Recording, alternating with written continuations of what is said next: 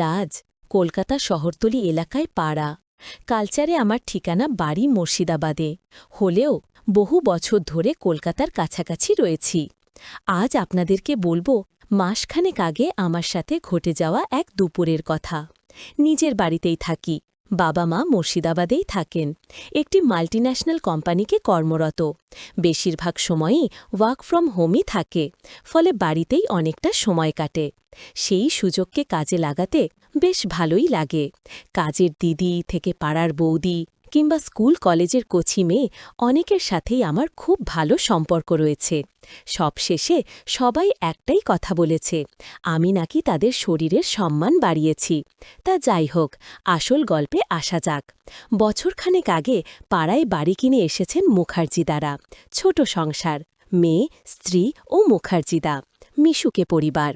পরে বুঝলাম মুখার্জিদা কাজ পাগল, যেমন তেমনি তার স্ত্রী মানে বৌদি কল্পনাদি ও তাদের একমাত্র মেয়ে পলি হল এই দুই নারী নিয়ে তার সংসার।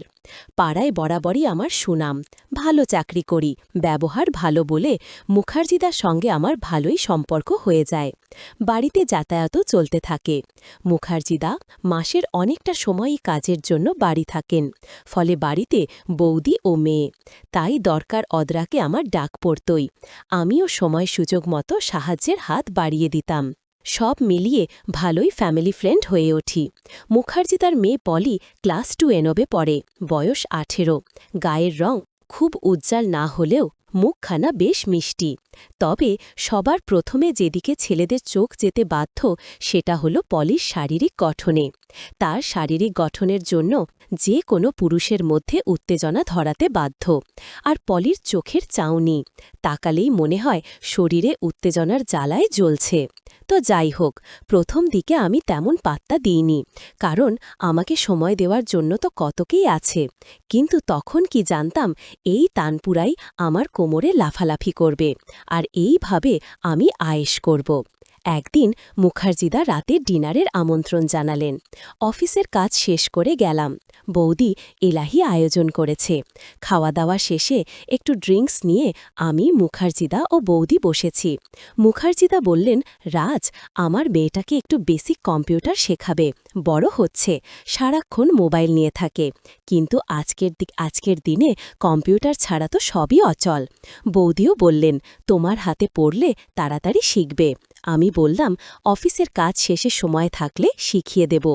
পাশ থেকে শুনে পলিও বলে উঠল, কাল থেকেই তবে শুরু করি। আমি বললাম, সময় মতো তোকে ডেকে নেব। পরের দুদিন সময় হয়নি। তারপরেই শনিবার, অফিস ছুটি। সকালেই পলিকে ফোন করে বললাম, আজ সময় করে চলে আসিস। পলি বলল, সকালে প্রাইভেট পড়া রয়েছে, বিকেলে আসবে। আমিও ঠিক আছে বলে দিলাম। সন্ধে কিছু কেনাকাটার জন্য বেরিয়েছি। তখন পলির ফোন, কোথায় তুমি? আমি বললাম, আমি বাড়ি গিয়ে তোকে ফোন করছি। পাড়ায় পৌঁছে মুখার্জিদের বাড়িতে গিয়ে পলিকে ডাকতেই বেরিয়ে এলো। ওপরে টপ আর নিচে কেম্প্রি পরা পলিকে দেখে আমার তলপেটে একটু চিনচিনি করল। নিজেকে সামলে ও হাতে একটা চকলেট দিয়ে বললাম, এটা তোর জন্য। ওকে নিয়ে বাড়িতে ঢুকলাম। ওকে বসতে বলে আমি বাইরের জামাকাপড় চেঞ্জ করলাম। পলিকে জিজ্ঞাসা করলাম, তুই কম্পিউটার কোনোদিন ব্যবহার করেছিস? পলি বলল, স্কুলে কয়েকবার। তো যাই হোক, পলিকে কম্পিউটার অন করে ডেস্কটপ, মাই কম্পিউটার, ক্রোম এইসব দেখাতে লাগলাম। বুদ্ধিমান মেয়ে, তাই ধরতে খুব একটা দেরি হলো না। এইভাবে প্রথম 3 ক্লাস চলে গেল। পড়াশোনার পাশাপাশি পলির সঙ্গে আমারও বেশ একটা বন্ধুত্ব হয়ে গিয়েছিল। খোলামেলা অনেক আলোচনাও হতো। একদিন গুগলে সার্চ করতে করতে হঠাৎ পলি বলে উঠল, রাজদা, তোমার কাছে নীল ভিডিও আছে? আমি প্রথমে একটু অবাক হলেও সামলে নিয়ে বললাম, তুই নীল ছবি দেখিস নাকি? পলি বলল, স্কুলে বন্ধুরা দেখিয়েছে। আমি আর কি বলেছে বন্ধুরা? পলি বলল, আমার বান্ধবী তোর বয়ফ্রেন্ডের সঙ্গে কিসও করেছে। আমি তাহলে তুইও তোর বয়ফ্রেন্ডকে বল, সেও তোকে কিস করবে, আদর করবে। পলি বলল, আমার তো বয়ফ্রেন্ডই নেই, তাছাড়া যার তার সঙ্গে কেন কিস করব? আমি তাহলে বিয়ের পরেই যা করার করিস। পলি বলল, আমায় একটা নীল ভিডিও দেখাবে। আমি, সে তো দেখাতেই পারি, তুই খুলে দেখ। মাই কম্পিউটারে এফ ফোল্ডারে রয়েছে। আমার বলার মতো পলিও 4 ক্লিক সোজা সেই ফোল্ডারে, সেখানে বিভিন্ন ভিডিও থাকলেও পলি যে ভিডিওটা খুলল সেটা চিটার ও স্টুডেন্টের ভিডিও। আমি ভাবলাম তাহলে কি পলিও এটাই চাইছে? যাই হোক, নিজে থেকে এগোলামও না, বরং পলিকে দেখতে দিয়ে আমি বাইরে গেলাম সিগারেট কিনতে। কিছুক্ষণ পর এসে দেখি পলি পুরো বিধ্বস্ত। আমি বললাম, কি করে কি হলো? দেখা হলো? পলি বলল, হ্যাঁ, আমি আজকের ক্লাস শেষ, কাল তোকে ফোন করে দেব। পলি কিছু একটা যেন বলতে যাচ্ছিল, কিন্তু শেষ করতে পারল না। আমি বুঝলাম পলির শরীরে আগুন লেগেছে, শান্ত করতে চাইছে, কিন্তু এত সহজে শান্ত করলে তো হয়েই গেল। তানি ওকে বাড়ি যেতে বললাম। পলিও মুখ গোমড়া করে চলে গেল। পরের দুদিন আর পলিকে ডাকিনি, কিন্তু রোজই পলি ফোন করে বলে কবে আসবে। আমিও মনে মনে ভাবি খেলার মাঠ তো ভালো করে সাজাতে হবে, তবেই তো খেলা জমবে।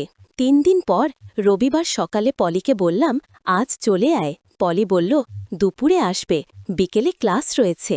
আমিও রাজি হয়ে গেলাম। তাওয়া যে গরম সেটা পলির গলাস্বর শুনেই বুঝতে পারলাম। তাই প্রথমেই ছুটলাম দোকানে, একটা নরমাল ও একটা এক্সট্রা ডটেড প্যাকেট কিনতে, কারণ ভেতরে ফেললে কেলেঙ্কারি হতে পারে। দুপুরে স্নান করে সবেই খেতে বসেছি, ঠিক তখনই বেল বেজে উঠল। দরজা খুলতেই রাজের চোখ বিস্ফোরিত হয়ে গেল। সামনে দাঁড়িয়ে পলি, লালচে চেহারা, প্রাণবন্ত হাসি, চোখে মুখে কৌতূহলের ঝিলিক। কিন্তু সেদিন যার রাজকে সবচেয়ে বেশি নাড়া দিল সেটা হল ওর পরনের পোশাক। স্কার্টে ঢাকা আধুনিক লোকটা যেন বাড়ির অন্য ছাত্রছাত্রীর থেকে আলাদা। রাজ অবচেতনে দৃষ্টি সরিয়ে নিতে চাইলেও তবুও বারবার চোখ পড়ে যাচ্ছিল মেয়েটির বুকের উঁচু নিচুতে। টিউশনের জন্য এসেছি রাজদা। পলি হেসে বলল। রাজ গলা খাকড়ি দিয়ে ভেতরে আসতে ইশারা করল। মাথায় ঘুনঘুন করতে লাগল এই এতদিনের নিস্তেজ ক্লাসগুলো হঠাৎ যেন নতুন রং পেতে চলেছে। প্রথম কয়েক মিনিট ঠিকঠাকই চলল। রাজ বোঝাচ্ছে, পলি মনোযোগ দিয়ে শুনছে, কিন্তু খানিক পরেই রাজ টের পেল পলি খাতার দিকে যতটা মনোযোগ দিচ্ছে ততটাই দিচ্ছে মোবাইলের স্ক্রিনে। ফিস ফিস শব্দ, মৃদু হাসি আর হঠাৎ চমকে ওঠা দেখে রাজ সন্দেহ করল। কাছে গিয়ে দেখল ইউটিউবে একটা ভিডিও চলছে, যেটা একেবারেই পড়াশোনার ভিডিও নয়। রাজ ভ্রুকুচকে বলল, এসব দেখে কি করবে বলো তো, পড়াশোনার সময়? এভাবে পলি হেসে ফেলল। দেখছি, শুধু করছি তো কিছু না। রাজ অবাক হল। এই নির্লজ্জ স্বীকারোক্তি যেন এক অদ্ভুত আগুন জ্বালিয়ে দিল তার ভেতরে। সে এগিয়ে গিয়ে হালকা করে কাঁধে হাত রাখল। পলি আটকে উঠল বটে, কিন্তু সরল না, বরং নিঃশব্দে রাজের চোখের দিকে তাকিয়ে লাজুকভাবে মুখ ঘুরিয়ে নিল। সেই মুহূর্তে রাজের ভিতরে বাঁধ ভেঙে গেল।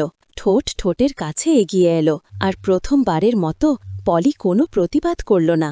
হালকা কাঁপুনি, গভীর শ্বাস আর লজ্জাভরা দৃষ্টি সব মিলিয়ে মনে হচ্ছিল মেয়েটিও একই খেলার অপেক্ষায় ছিল। সেদিন ক্লাসের নামেই চলল অন্যরকম খেলা। বই খাতা সরে গেল একপাশে, জায়গা নিল দৃষ্টি আর অনুভূতির লুকোচুরি। রাজ অবাক হল কচি বয়সের মেয়েটা কত সহজেই তাকে নিজের ভিতরে টেনে নিচ্ছে। পলি পরে স্বীকার করেছিল আগে কখনো এমন অনুভব করেনি। রাজও বুঝতে পারছিল এই সম্পর্ক একবার শুরু হলে থামানো আর সহজ হবে না। পরবর্তী দিনগুলোতে রাজের ঘরে দুপুর মানেই যেন একটা নিষিদ্ধ জগতে প্রবেশ। বাইরের মানুষ জানে পলি টিউশনে আসে, কিন্তু আসলে ওটা ছিল তাদের গোপন দুনিয়ার দরজা। চুমু, হাত ধরা, ফিস ফিস কথা, গোপন হাসি সব মিলিয়ে পলি হয়ে উঠেছিল রাজের অবিচ্ছেদ্য অভ্যাস। ধীরে ধীরে সম্পর্কটা পড়াশোনার গণ্ডি ছাড়িয়ে গিয়ে এক অদ্ভুত আসক্তিতে রূপ নিল। রাজ বুঝতে পারছিল ঝুঁকি বাড়ছে যদি কেউ জেনে যায়, কিন্তু প্রতিদিনের টানাপড়ন তাকে আরও গভীর দিকে টেনে নিচ্ছিল। একদিন বিকেলে রাজ দোকান থেকে ফিরে দরজা খুলল। ভেবেছিল পলি এসেছে, কিন্তু দাঁড়িয়ে আছে কল্পনা, পলির মা। বয়স 40-এর কাছাকাছি, কিন্তু রূপে অভিজাত্যে এখনও দীপ্তিময়। লম্বা চুল, শাড়ির ভাঁজে ঢাকা শরীর আর ঠোঁটে হালকা রহস্যময় হাসি। রাজের বুক ধক করে উঠল। মাথায় প্রথমেই এলো সব ফাঁস হয়ে গেল নাকি, কিন্তু কল্পনা এগিয়ে এসে শান্ত গলায় বলল, রাজ, রাজ, মেয়ের ক্লাস তো ভালোই চলছে, তবে শুধু ওর নয়, মায়েরও কিছু শেখার আছে। রাজ অবাক হয়ে তাকিয়ে রইল, কথাটার মানে বুঝতে পারছিল না, কিন্তু কল্পনার চোখে এমন এক ইঙ্গিত ছিল যা রাজকে আরও দ্বিধাগ্রস্ত করে তুলল। এরপর থেকে গল্পটা অন্য মোড় নিল। একদিকে পলি কচি বয়সের টান, ভালোবাসা আর সরল আকাঙ্ক্ষা, অন্যদিকে কল্পনা অভিজ্ঞ, পরিণত, রহস্যময় আকর্ষণ। রাজ যেন মাঝখানে বন্দী হয়ে পড়ল। কখনো পলি ঈর্ষান্বিত হয়ে মাকে নিয়ে খোঁচা দিত, আবার কল্পনা ইঙ্গিতপূর্ণভাবে রাজকে কাছে টানত। প্রতিটি ক্লাস যেন পরিণত হচ্ছিল এক নতুন খেলায়, যেখানে পড়াশোনার বই থাকলেও মূল পড়া হচ্ছিল দৃষ্টির ভাষায়, স্পর্শের আভাসে। রাজ বুঝতে পারছিল এই সম্পর্কের শেষ নেই। প্রতিদিন ঝুঁকি বাড়ছে, তবুও পিছু হটার শক্তি নেই।